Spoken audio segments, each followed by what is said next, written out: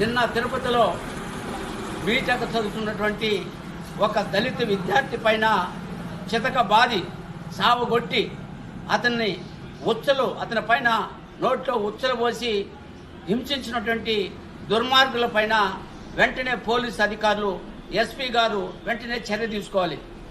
ఈ యొక్క భారతదేశానికి స్వతంత్రం వచ్చి సుమారు 75-76 సంవత్సరాలు కావస్తున్నా ఈరోజు కూడా దళితులపైన దాడి జరుగుతుందంటే ఎంత దుర్మార్గం ఒకసారి ఆలోచించాల.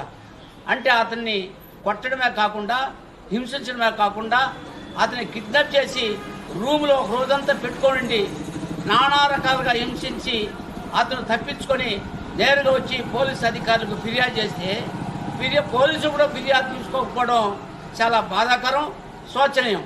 ఎందుకంటే ఒక దళితుడు ఇంత ఇబ్బంది పడి చదువుకున్నటువంటి దళితుడు, చదువు రానివాడు కూడా కాదు, చదువు రాకున్నవాడు అంటే ఏదో జరిగింది సైలెంట్ అయిపోతాడు. కానీ ఒక చదువుకున్నటువంటి బీటెక్ చదువుకున్నటువంటి విద్యార్థిని ఇంత దారుణంగా కొడితే పోలీసు అధికారులు చర్య తీసుకోకపోవడం ఎంత బాధాకరం ఒకసారి ఆలోచించాల్సిన అవసరం పోలీసులు కూడా ఉందనేసి కూడా ఈ సందర్భంగా తెలియజేస్తున్నాం. వాడు ఎంతటి పలుకుబడి ఉన్నా, ఏ రాజకీయ అండదండలు ఉన్నా అలాంటి వారిని వదలొద్దండి. తప్పనిసరిగా ఎస్పీ గారు జోక్యం చేసుకుని వాళ్ళ దళితులకు న్యాయం చేసే విధంగా మీరు పోలీసు అధికారుల్ని ఆదేశించాలని కూడా దళిత హక్కుల పోరాట సమితి రాష్ట్ర ఉపాధ్యక్షుడిగా all India Dalit rights movement national council మెంబర్గా నేను పోలీసు అధికారులకి మరొక్కసారి డిమాండ్ చేస్తున్నా.